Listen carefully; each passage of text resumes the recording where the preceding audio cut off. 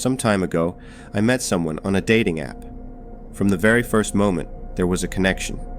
We talked for hours, walked, laughed. The night flew by. When I checked the time, it was already 1 a.m. He lived quite far away. Since he seemed kind and calm, I offered him to stay on the floor of my room, just for that night. I didn't think anything could go wrong. Around 3 a.m., I suddenly woke up. It wasn't from a sound, but from that feeling you sometimes get, like someone is watching you. I sat up in bed, confused, and there he was, standing right in front of me, staring at me, staring intently, with a strange expression like he was lost. I quietly asked, "Are you okay?" He stood still for a few seconds. He was breathing heavily, like he was nervous. Then he said something that didn't make much sense. "Do you want to go out and grab something to eat?" It seemed weird, but there was something in the way he said it that made me get up and follow him without asking more questions. We got in the car.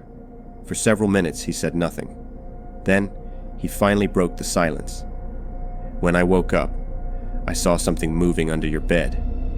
At first, I thought it was a shadow, but no, it was a person. I saw a hand, then a face. He explained that he managed to call the police quietly, without me noticing, and that he got me out of the house while they arrived. Later, the police confirmed the worst. There had been a man hiding under my bed. He wasn't someone who entered that night. He had been living inside my house for weeks. He slept in the dark corners, ate from my kitchen, showered when I wasn't around. They even found a tiny camera hidden behind the bathroom mirror. I never heard him, never saw him, but he watched me every night while I slept, with no idea I wasn't alone. I survived to tell.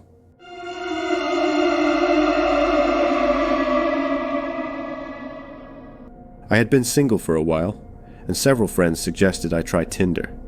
They said there was nothing wrong with it, that everyone used it nowadays. One day, I decided to give it a try. I wasn't looking for anything serious, just to chat, to distract myself. I talked to a guy who lived around the corner from my house. I thought it was convenient, even comfortable. I sent my location to my friends, turned on the GPS. I thought I was safe, but I was very, very wrong.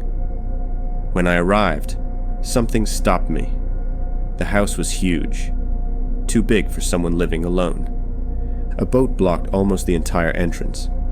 He asked me to park diagonally next to him. It was so tight, I could barely maneuver. Now I understand why. He didn't want me to leave easily. When he opened the door, he was in his underwear. I didn't understand why, but I went inside. The house was empty.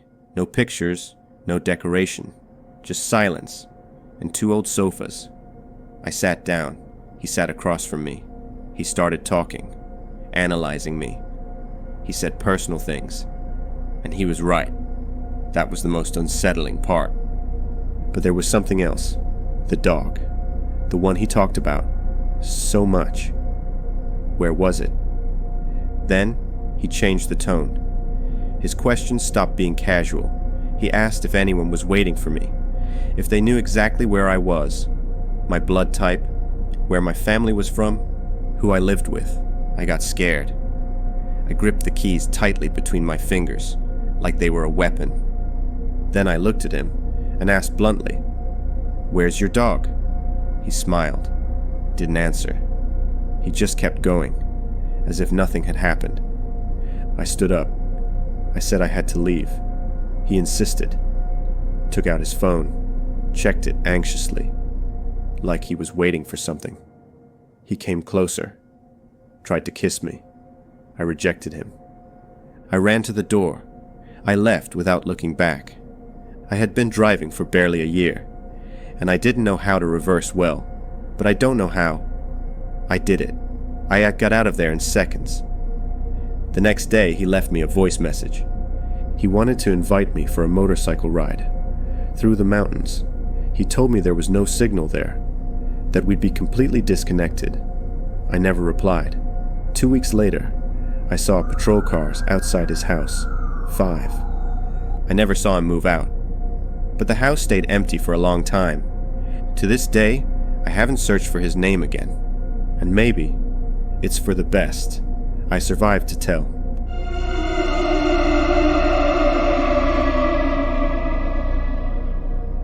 A couple of years ago, I decided to try Tinder. Nothing serious, just some conversations. And then he appeared. Perfect, polite, interesting. His profile showed trips, books, classic movies, everything well thought out. I accepted a date. Coffee near my house, a quiet place. It seemed like a normal meeting. But from the moment he sat across from me, something felt off. His smile didn't match his gaze. His questions were too personal.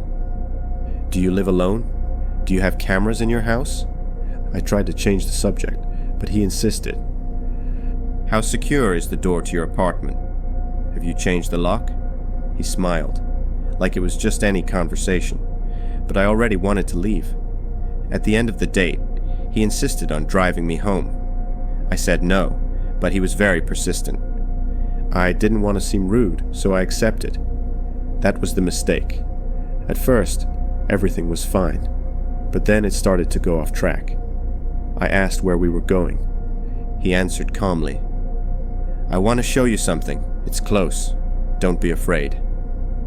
He turned down a dead-end street where there were no houses or people, just an old building, locked with chains. He turned off the car, looked at me. Let's go in, he said.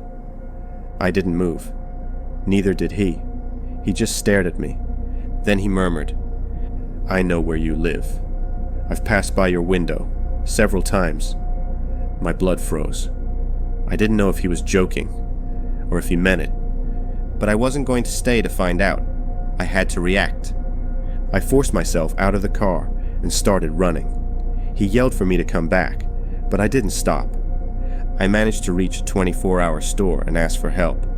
They called the police, but he was already gone. The patrol searched for hours. They never found him. He had no social media. His number was fake, and he didn't even use his real name. To this day, I don't know what would have happened if I hadn't left that car in time. I survived to tell.